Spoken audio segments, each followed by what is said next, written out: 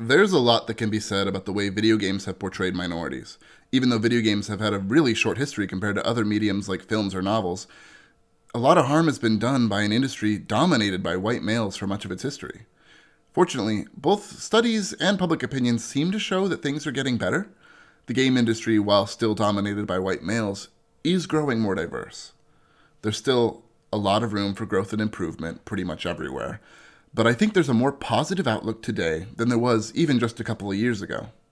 One of the largest groups that aren't receiving representation in video games is Indigenous peoples. Having spent my entire life living in Alaska, I was curious about the history of representation of Alaska Native groups in video games. This interest was really piqued by the recent port of Never Alone, a 2D side-scroller based on a traditional Inupiat tale to Nintendo Switch. It really caught my attention. As someone who grew up loving stories and films based on the legends and tales of other cultures, I'd really never heard of such a spotlight being placed on the stories of Indigenous American groups, let alone the Alaska Native communities so close to home. When I began to research this project, I went in pretty much expecting to see a familiar trend. Problematic portrayals in the 90s and 2000s, and then hopefully improving as we enter the 2010s and beyond. What I wasn't expecting was to find almost no representation of Alaska Native groups at all. I play a lot of video games, and between my own knowledge and some intense Googling, I came up with exactly 3 examples of video games with Alaska Native characters in them. There's Never Alone, which I've already mentioned, Tell Me Why, a game from the developers of Life is Strange about 2 siblings in a fictional town in southeast Alaska, and Metal Gear Solid, a game set on a fictional island in Alaska that features a boss who's Alaska Native. As far as I can tell, that's literally everything. There aren't a lot of games set in Alaska in general. I looked at a few other games like Fallout 3, Wolfenstein, and Rainbow Six Extraction, but I don't think these actually use Alaska as anything more than set dressing. A place with some snow. Having only 3 examples to look at does make getting a comprehensive picture of the representation of Alaska Native peoples pretty easy, but I think the almost complete lack of representation in history speaks volumes, especially considering that there are several video games that use Alaska as a setting. Not that I'm saying Alaska Native people can only show up in video games set in Alaska. But let's dig into the content that we do have. What seems to be the first instance of an Alaska Native character being portrayed in a video game is Vulcan Raven in 1998's Metal Gear Solid. Vulcan Raven is a member of an elite US government team called Foxhound that revolts and claims a weapons development facility on the fictional Shadow Moses Island in Alaska. He's described as being part of the Inuit community. Each of the members of the Foxhound team serves as a boss for the main character, Solid Snake, to battle. Vulcan Raven is really just that, just a boss. He's largely just a caricatured 90s Native American character voiced by a white man from California. He isn't given a lot of screen time, he's hardly got a personality. The majority of his lines are just about nature and the spirit, and he's covered in tattoos that don't seem to actually be rooted in Inuit culture. He's described as a shaman with supernatural powers. Interestingly, an early scene setting up the character does describe him as being a graduate of the University of Alaska, and some effort does seem to have been made to include real facts and details about his culture, specifically a lot of conversation about the real-world World Eskimo Indian Olympics, which is an event still held annually today. Metal Gear Solid was developed by a Japanese team, and looking at the text, especially translation breakdowns that I can find, I do think that auteur director Hideo Kojima made some real effort to include the culture, but it was rooted in dated thinking, and then further diluted by an American translator who removed 2 references to Native Alaskan culture in favor of a fat-shaming joke about Vulcan's large size. The translator, in a large essay published in 2019, freely admits that when he began the project he knew nothing about Alaska Native culture. Unfortunately, I can't find a more direct modern translation, so I can't tell if anything else was lost in the localization process. So, Vulcan Raven. Rocky start. Fortunately, though it takes a long time, things do look up from here. The next instance of a Native Alaskan character showing up in a video game wouldn't come until over 15 years later, with Never Alone.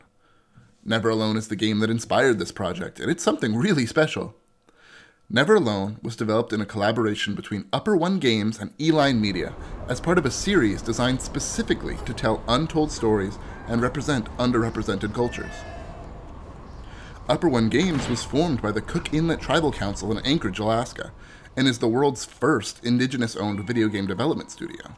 The entire game is based on Inupiat legends, written by an Alaskan storyteller named Ishmael Hope, who is adapting stories recorded by Robert Nasrick Cleveland. The central plot involves a young Inupiat girl going on an adventure to discover the source of a massive blizzard, but it also incorporates other stories.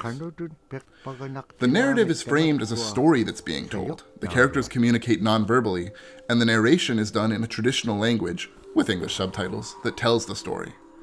This game is fascinating to me as probably one of the best examples of representation of any culture.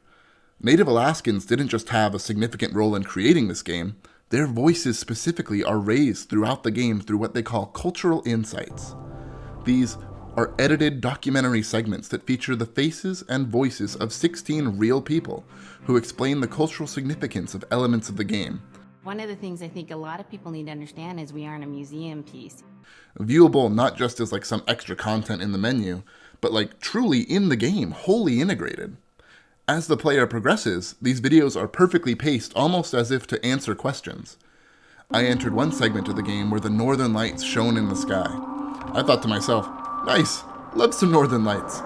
And then they came down and stole my character away. Moments later, I unlocked a cultural insight that explained Inupiaq beliefs about the northern lights. And then she explained to me a little bit later that those are children, and children who've passed away when they were children.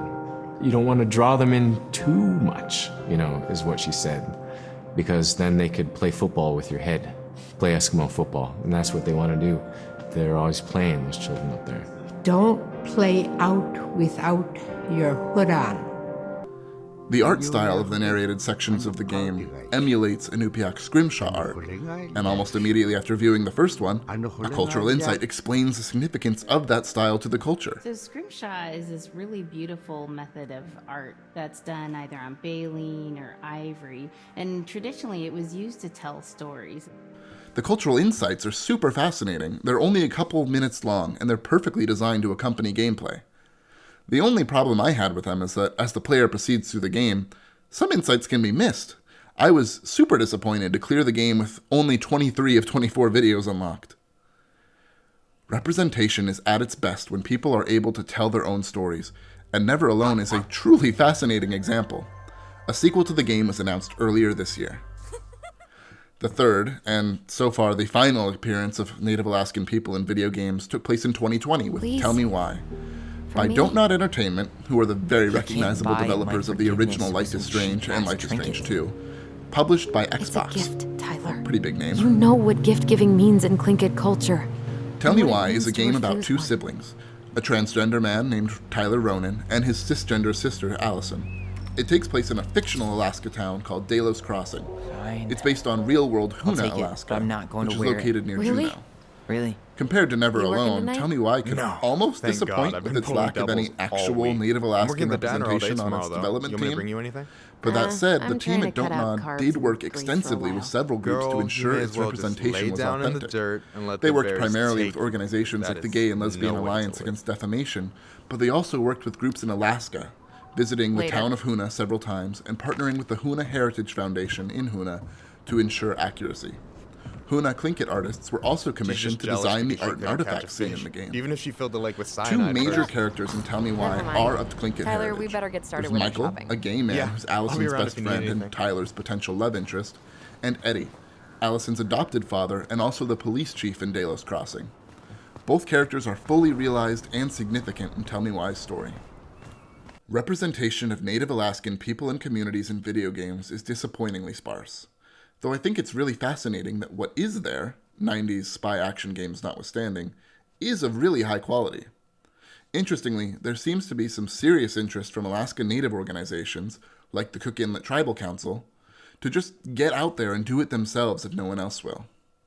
I'm really interested to see what Never Alone 2 brings to the table. Representation isn't something that's ever good enough, so hopefully we continue to see increased diversification of portrayals going forward, and we don't have to wait 5 years to see these communities portrayed in the medium again.